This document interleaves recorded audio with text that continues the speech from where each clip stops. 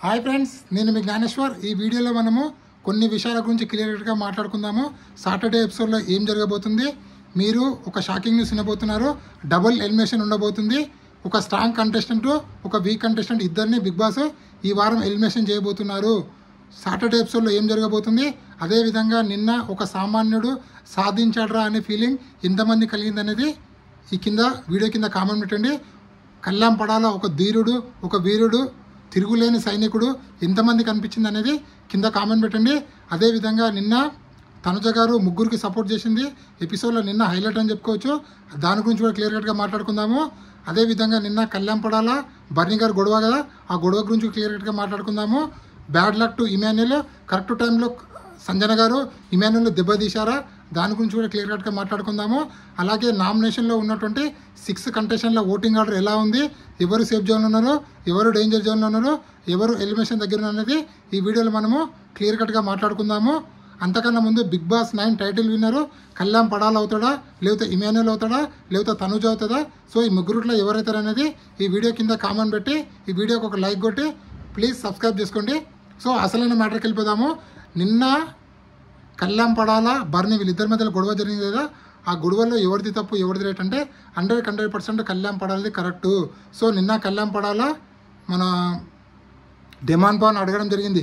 So నువ్వు captain టాస్క్లో ఆ లైట్ బంద్ చేసింది బర్నీ గారు, నువ్వు నాకు హెల్ప్ చేసి అంటే ఆ విషయమే నాకు తెలియదు, ఆ వీక్ నేను నీతో అసలు కరెక్ట్గా లేను, నీతో అసలు మాట్లాడలేదు కదా, అలా హెల్ప్ చేస్తా అని చెప్పి ఆ విషయం నాకు తెలియదు అని చెప్పి పెద్ద రూమర్కి చెక్ అయితే పెట్టడం జరిగింది.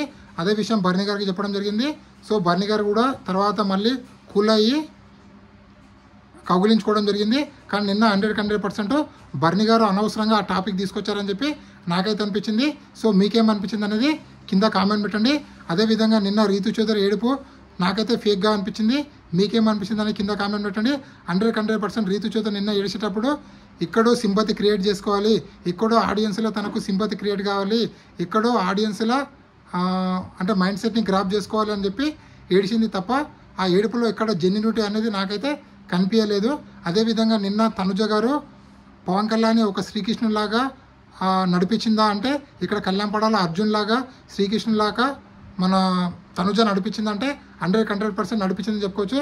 ఎందుకంటే నిన్న బ్రికెట్ టాస్క్లో ఫస్ట్ రౌండ్లో కళ్యాణ్ పడాలని ఎవరిని టార్గెట్ చేస్తే నేను వాళ్ళని టార్గెట్ చేస్తానని చెప్పి నిన్న రీతు చౌదరికి బాల్ కొట్టేటప్పుడు రీతు చౌదరి ఏడ్చింది, అయినా కూడా కంటిన్యూగా బాళ్ళు కొడుతూనే ఉంది.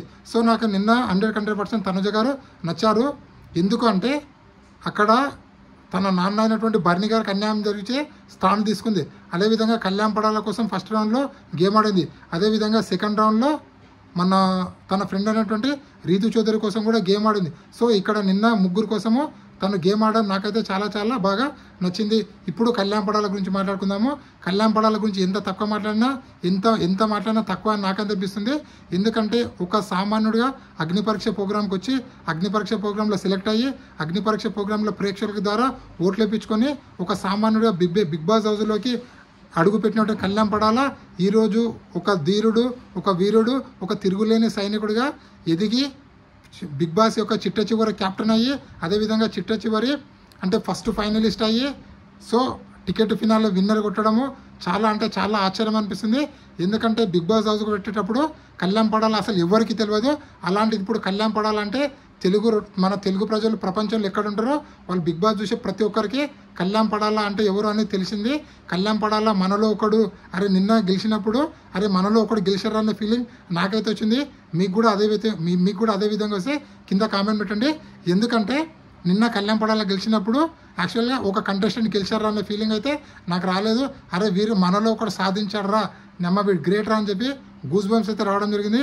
నిన్న ఇట్లా ఎత్తినప్పుడు అసలు ధోని ఒక క్రికెట్లో ధోని వరల్డ్ కప్ ఎలా గెలుస్తాడో ఆ ఫీలింగ్ అయితే రావడం జరిగింది. నిన్న ఒక హ్యాపీ మూమెంట్ అని చెప్పుకోవచ్చు. ఎందుకంటే నార్మల్ ప్రేక్షకులకు కూడా ఈవెన్ తనుజ ఫ్యాన్స్కి ఇమాన్యుల్ ఫ్యాన్స్కి కూడా అరే వీడు సాధించాడనే ఫీలింగ్ అయితే రావడం జరిగింది. నేను ఎందుకు చెప్తున్నా అంటే మా ఫ్రెండ్ ఒకడు తనుజ పెద్ద ఫ్యాను, మేమందరం కలిసి బిగ్ బాస్ షో చూస్తున్నాము. మా ఫ్రెండ్ అంటుండు కళ్యాణ్ పడాల ఇట్లా ఇచ్చిందా, అరే వీడు గ్రేట్ రా సాధించాడరా వీనికి ఓటేయచ్చురా అని చెప్పి మా ఫ్రెండ్ అంటుండు. వాడు తనుజ ఫ్యాను అయినా కూడా కళ్యాణ్ పడాలకు వీడు గెలవాడరా అని అంటుండు. అంటే కళ్యాణ్ పడాల అంత న్యాచురల్గా అనిపించిండు. అంత జెన్యున్గా ఉన్నాడు కాబట్టి ఈవెన్ తనుజ ఫ్యాన్స్కి కూడా కళ్యాణ్ పడాలా గెలవాలని ఫీలింగ్ నిన్న ఎపిసోడ్తో రావడం నాకైతే చాలా ఆశ్చర్యం అనిపించింది. కానీ నిన్న కళ్యాణ్ పడాలా ఆ టైటిల్ని తీసుకెళ్ళి తనుజ చేతిలో పెట్టింటే బాగుండని నాకైతే అనిపించింది. కానీ తర్వాత వాళ్ళు మాట్లాడుకున్నారులే ఆ తర్వాత విషయంలో. కానీ ఆ టైటిల్ పోయి తనుజ చేతిలో పెట్టి తనుజ చేతిలో నుంచి తీసుకుంటే చాలా అంటే చాలా బాగుండేది. అదొక్కటి నిన్న ఎందుకో మిస్ అయ్యిండు. అంటే తన హ్యాపీ మూమెంట్లో ఉండు కదా, సో హ్యాపీ మూమెంట్లో నిన్న ఆ టైటిల్ ఎవరికైతే ఇవ్వలేదు. కానీ హ్యాపీ మూమెంట్లో తనుజ చేతిలోకి ఇచ్చి తనుజ చేతిలోకి తీసుకుంటే ఇంకా హైలైట్ ఉండేది. ఎందుకంటే విన్నర్ ఎవరు అని చెప్పి అడుగుతుంటే కళ్యాణ్ పడాలా అని చెప్పేటప్పుడు తనుజ ఫేస్లో హ్యాపీనెస్ చూడాలి. అరే వీడు గెలిచారా అనే హ్యాపీనెస్ తన ఫేస్లో ఫుల్గా అనిపించింది. అదేవిధంగా ఇమాన్యుల్ కూడా, అదేవిధంగా డిమాండ్ పవన్ కూడా కళ్యాణ్ పడాలా అని చెప్పేటప్పుడు ఆ గూస్ బంప్స్ అయితే రావడం జరిగింది. సో మీకేమనిపించింది అనేది కింద కామెంట్ పెట్టండి. Bigg Boss 9 title winner Kalyan పడాలా గెలవాలని ఎంతమంది అనుకుంటున్నారు అనేది వీడియో కింద లైక్ పెట్టి కామెంట్ పెట్టండి.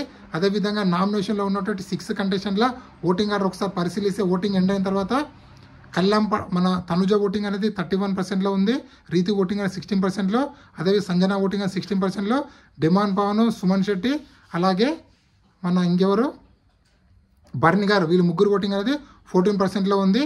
తనుజ తప్ప రిమైనింగ్ ఉన్న 5 కంటెస్టెంట్లు ఎలిమినేషన్ దగ్గర అయితే ఉన్నారు. ఎవరు ఎలిమినేషన్ అయినా కూడా పెద్దగా ఆశ్చర్యపోవాల్సిన అవసరం అయితే లేదు. బిగ్ బాస్ ఒక స్ట్రాంగ్ కంటెస్టెంట్ని ఎలిమినేషన్ చేయాలని చెప్పి ప్లాన్ చేస్తున్నట్లు మనకైతే అప్డేట్ అయితే రావడం జరిగింది.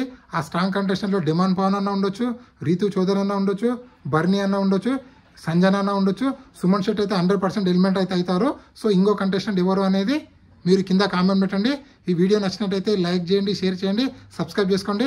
అలాగే సాటర్డే ఎపిసోడ్లో ఇంకా మనకు అప్డేట్ రాలేవు. అప్డేట్ రాగానే సాటర్డేకి సంబంధించినటువంటి అప్డేట్ ఒకటి ఇన్స్టా స్టోరీలో పెడుతుంటాను. నా Insta story Gnaneshwar BB reviews అని ఉంటుంది. సో మీరు ఇన్స్టాగ్రామ్లో సెర్చ్ చేయండి, జ్ఞానేశ్వర్ బీబీ రివ్యూస్ అని ఉంటుంది. నా ఫోటో అండ్ లోగో ఉంటుంది, దాన్ని ఫాలో అవ్వండి. ఒక 4900 ఫాలోవర్స్ అయితే ఉన్నారు. సో దయచేసి ఇలాంటి కొత్త వీడియోలు ఎప్పుడప్పుడు అందిస్తుంటాను. సాటర్డే షూట్ అనేది ఆల్రెడీ స్టార్ట్ అయింది. అన్నపూర్ణ స్టూడియోలో 10:30కి స్టార్ట్ అయింది. మనకు 11 o'clock నుంచి అప్డేట్స్ అయితే వస్తుంటాయి. నెక్స్ట్ వీడియోలో 100% అప్డేట్తో వస్తాను. నేను మీ జ్ఞానేశ్వర్ ఉంటా. మరి ఇలాంటి కొత్త వీడియోలు ఎప్పుడు అప్డేట్ అందిస్తుంటాను. ఈ కొత్త యూట్యూబర్ని సపోర్ట్ చేయండి. ప్లీజ్ సబ్స్క్రైబ్ చేసుకోండి.